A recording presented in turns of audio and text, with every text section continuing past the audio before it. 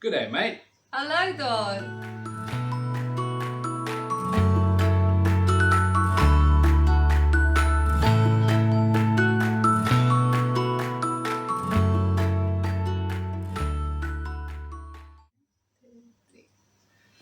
Good day, mate. Hello, Dawn. Tonight we're gonna do a short recap. Celebrating our 1 year in Australia today. We'll get to why we're celebrating with this and not champagne at the end of the video. But yes, we're gonna do a short recap of the crazy, well, probably 2 days Yeah. traveling from Johannesburg all the way to our small little town in New South Wales. Yeah? Remember, it was quite a crazy ride. It was insane. What time did we get at the airport? So we arrived at our Tambu in Johannesburg at 4 a.m. that morning. All teary-eyed, sad to greet our family. Both sets of parents accompanied us and my sister as well. So it was hard. And we had 10 Pep Stores bags with us and our hand luggage. And that was the only things we had. It looked like we were emigrating, which we were. But Yeah, yes, it we was looked like crazy. immigrants. Loaded in on a few trolleys, had our toddler and our baby in the pram, and off we went. We were forced to take business class tickets. We had normal tickets, and then the virus happened again, and our tickets got cancelled. And these were the only ones that we could get. So we tried to board the plane to Melbourne. We boarded, or we got to the queuing place. What do you call that again? The check-in. The check-in. We got to the check-in, that's the word. And they didn't have a seat, or they said that we don't have a seat for our infant, which we arranged that we wouldn't have. She would have sat on my lap. But then that was too confusing. They really struggled to get that sorted. And we had to stand there and wait for a few hours. We ended up getting it sorted, 15 minutes before the plane took off. Yeah, it was a big rush from the check-in, through security, through clearance, through customs, through everything. And then eventually, so we got there early because we got business class tickets, so we could go into the lounge. That was the idea, and then that didn't happen. Yes, we couldn't have our relaxing cup of coffee in the lounge just to process our emotions. No, it sounds like spoiled brats, but yeah, that was. It's a once in a lifetime thing.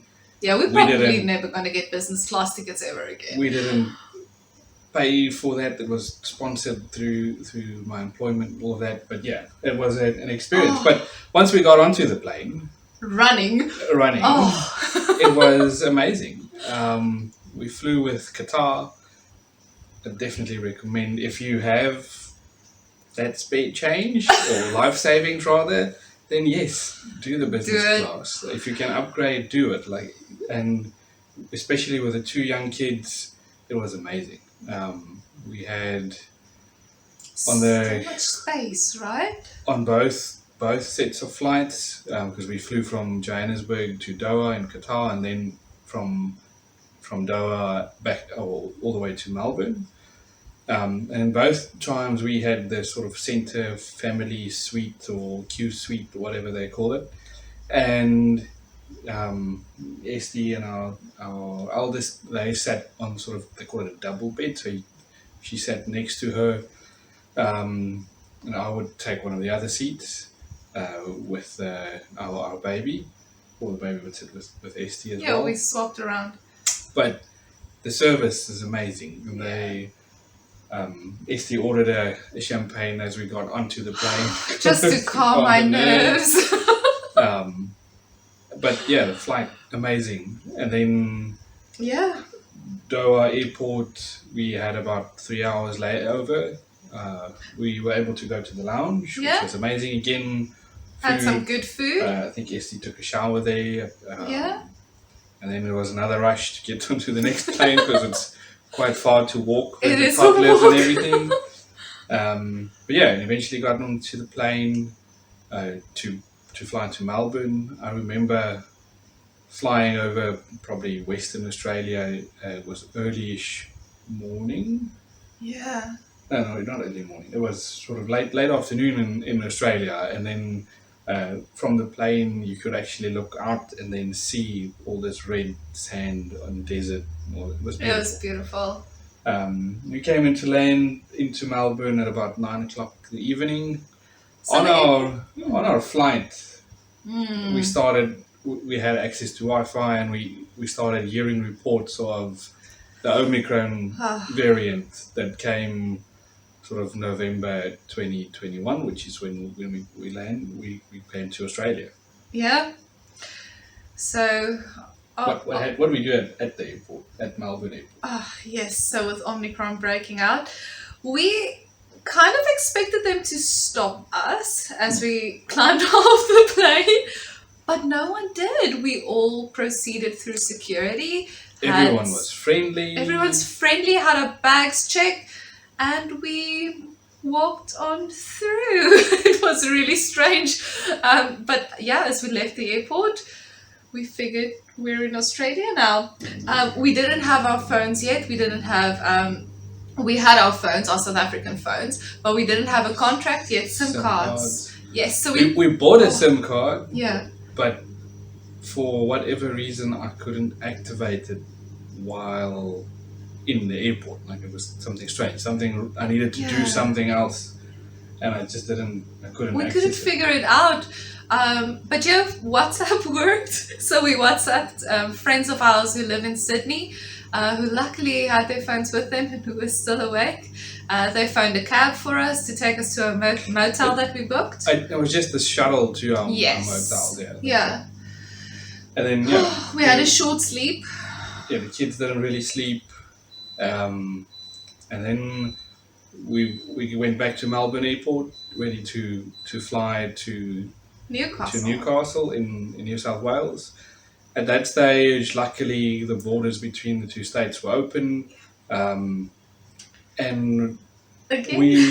we did a COVID test then. Yes. Got onto the plane again, expecting the worst. Like we started to hear reports and everything, like Omicron from South Africa and all of that. And they're cancelling flights now. Cancelling flights and all of that. Oh. It felt like we flew through an explosion and we sort of just getting out of there. And then got into the flight. It's a short flight, an hour and a half, nearly 2 hours. Yeah. And landed in Newcastle. I phoned my boss. By that time I got my phone to work.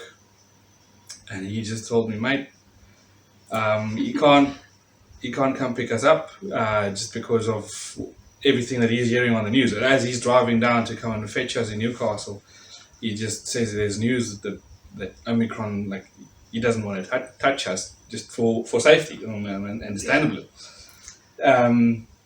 So he said let's hang tight, and then they fixed our house up and all of that, which is another video altogether. Yes, it But, was amazing. We'll share in all that about time, the hospitality. We started phoning Health New South Wales just to hear what's going on, and this was about 12 o'clock in the afternoon.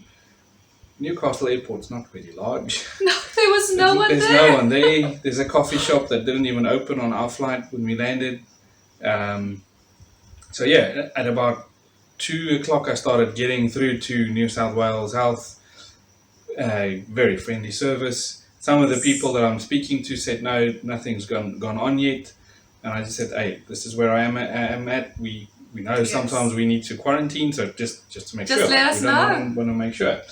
And then they eventually, at about 2:30, they phoned me back and said, yes, well, we're already through the whole system, so if I do have a space to go to, then I can go and quarantine there.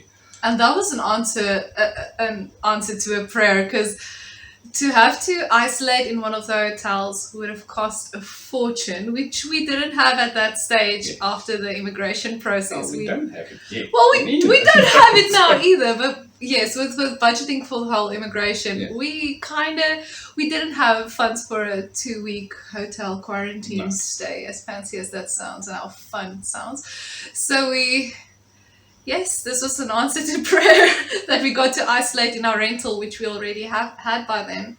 Again, Yes. his workplace helping us. They're wonderful. But eventually, at about 6 o'clock that evening. So now we've been on that very small airport. Some of the guys cleaning and everything comes and asks us like, "Hey, what are you guys doing here?" And we're telling them we're waiting in terms of if we need to go quarantine or not. And Yeah. they didn't seem too much phased about it. Like Yeah. they didn't even give us a wide berth either. They just asked us to move if we needed to. Yeah, they didn't kick us out. And then we needed to feed our kids. Yes, so we were on this airport. We didn't anticipate staying there for 6 hours with a 18-month-old and a 3-year-old. They get hungry. They haven't eaten for 6 hours. Yeah, we had breakfast in Melbourne. Yes, because we thought by lunchtime we would be in our place. And there's one vending machine. And we have a South African credit card. And that's all that works. That's so the only thing we have. We were able to buy 2 or 3 of these. Yeah. And I just bought these just this evening in the Coles, and I realized I paid less for 3 of these together than I paid for.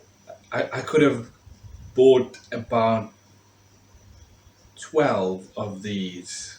At Coles, if we had to buy them, versus just for the price of one in the vending machine at the airport. That's crazy. But it pulled us through. We were still hungry. The kids were grouchy. At least we had our little toddler bags that I made up. We'll do a video on that as well. But yeah, and then then it was the drive to our town, and that's yes. And then our adventure in Australia began. And now it's been a year. 27 November 2022. It's been a year that we've been in our little town, starting to get settled. Absolutely loving it. Lots of adventures that we still need to post, and lots of stories and insights. But yeah, It's been good. Thank you, Australia.